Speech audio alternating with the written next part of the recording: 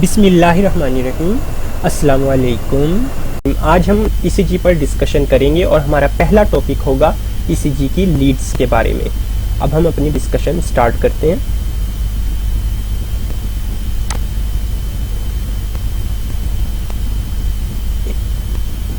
आपने ये पिक्चर्स देखी होंगी या कभी ऑब्जर्व किया होगा कि जब ईसीजी हो रही होती है तो ईसीजी के हमारे पास 10 इलेक्ट्रोड्स होते हैं, जिनमें से 6 इलेक्ट्रोड्स हम चेस्ट पर लगाते हैं और 4 इलेक्ट्रोड्स हम अपने लिम्स पर लगाते हैं। अब हम इस पिक्चर को बाद में देखेंगे, पहले हम एक एल्गोरिथम के ज़रिए लिम्फ की लीड्स के बारे में ऑब्जर्व करते हैं और उसको मेमोराइज करने की कोशिश करते हैं। ईसीजी की हमें मालूम है कि 12 लीड्स होती हैं। उनको 2 कैटेगरीज में डिवाइड किया जाता है, chest leads and limb leads. Chest leads वो होती हैं जिनके इलेक्ट्रोड हम चेस्ट पर लगाते हैं और लिम्ब लीड्स वो होती हैं जिनके इलेक्ट्रोड हम लोग लिम्ब्स पर लगाते हैं। चेस्ट लीड्स की एक जो बात है याद करने वाली, वो यूनिपोलर है। चेस्ट लीड्स यूनिपोलर हैं। यूनिपोलर से मुराद कि उनका एक ही पोल होता है और वो भी पॉजिटिव पोल होता है, तो इसमें कोई नेगेटिव पोल नहीं होता।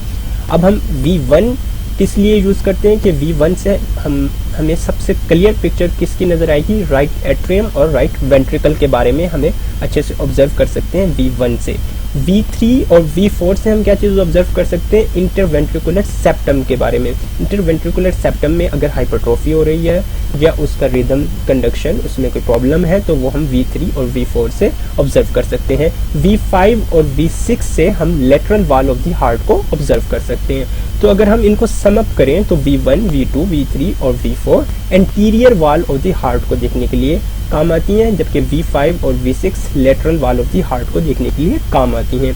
और अगर हम इन तमाम चेस्ट लीड्स को सम अप करें और इनको एक नाम देने की कोशिश करें, V1, V2, V3, V4, V5 और V6, तो ये हमारे पास किस लिए काम आती है, anterolateral wall of the heart को देखने के लिए काम आती हैं। अब अगर हम लिम्ब लीड्स पर आ जाएं तो ये भी हमारे पास 6 इन नंबर्स होती हैं। इनको भी 2 कैटेगरीज में डिवाइड करते हैं, एक यूनिपोलर एक बाइपोलर। यूनिपोलर भी 3 होती हैं और बाइपोलर भी हमारे पास 3 होती हैं। तो जो यूनिपोलर हैं पहले उनको डिस्कस करते हैं कि इनके पास भी सिर्फ पॉजिटिव पोल होता है। इनमें से एक AVR है जो हमारे पास राइट हैंड पर लगाई जाती है और ये किस चीज़ के लिए काम आती है कि ये भी राइट एट्रियम और राइट वेंट्रिकल को ऑब्जर्व करने के लिए काम आती है। और AVL जो है ये हम लेफ्ट अपर लिम्ब यानी कि लेफ्ट हैंड लेफ्ट आर्म पर लगाते हैं, ये किस लिए काम आती है, ये lateral wall of the heart को देखने के लिए काम आती है। और AVF जो है हम लेफ्ट फीट पर लगाते हैं इसका इलेक्ट्रोड और ये किस लिए काम आती है, ये inferior wall of the heart को देखने के लिए काम आती है। क्योंकि फीट पे लगी है तो जब ये फुट से लीड लगी है, इसका इलेक्ट्रोड है, तो ये जब नीचे से हार्ट को ऊपर की तरफ देखेगा तो inferior wall of the heart को देखने के लिए हमारे लिए पास हेल्पफुल साबित होती है ये लीड। बाइपोलर लीड्स वो होती हैं जिनके पास पॉजिटिव और नेगेटिव दोनों इलेक्ट्रोड्स होते हैं। ये जब हम एंथोवियंस ट्रायंगल अभी डिस्कस करेंगे तो उसमें ये चीज़ हमें मजीद क्लियर हो जाएगी। लीड 1 जो है ये lateral wall of the heart को देखने के लिए काम आती है, जबकि लीड 2 और लीड 3 हमारे पास inferior wall of the heart को देखने के लिए काम आती है।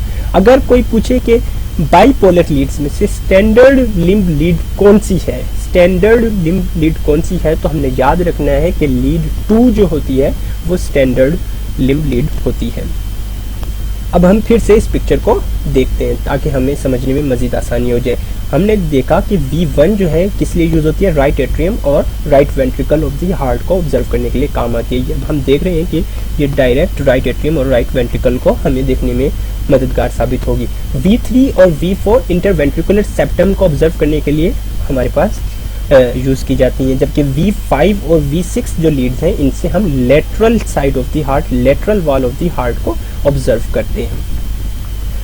और अब ये हमारे पास लिम्ब इलेक्ट्रोड्स हैं जो हम लिम्ब पर लगाते हैं। एक हम राइट हैंड पर लगाते हैं, एक लेफ्ट हैंड या लेफ्ट आर्म कह लें, और एक लेफ्ट फुट एक राइट फुट पर लगाते हैं। जो राइट फुट पर लगाते हैं वो किसी काम का नहीं होता, मीन्स के उसको हम लोग यूज़ नहीं कर रहे होते, वो एक न्यूट्रल सा इलेक्ट्रोड होता है। तो अब ये जो 3 इलेक्ट्रोड्स हमारे पास होते हैं ये मिलकर एक ट्राइंगल बनाते हैं। राइट हैंड का, लेफ्ट फीट का और लेफ्ट आर्म का जो हमारे पास 3 इलेक्ट्रोड्स हैं ये मिलकर एक ट्राइंगल बनाते हैं, जिनकी मदद से हमारे पास लिम्ब लीड्स हम ऑब्जर्व करते हैं। ये 3 हमारे पास इलेक्ट्रोड्स, और इनकी मदद से जो ट्राइंगल बनता है उसको एंथोवियंस ट्राइंगल कहते हैं। अब हम इसी ट्राइंगल के बारे में डिस्कस करते हैं। अब ये हमारे पास एंथोवियंस ट्राइंगल हो गया। एंथोवियंस ट्राइंगल में क्या है कि ये हमारे पास राइट हैंड का राइट इलेक्ट्रोड हो गया, ये हमारे पास लेफ्ट हैंड का लेफ्ट इलेक्ट्रोड हो गया,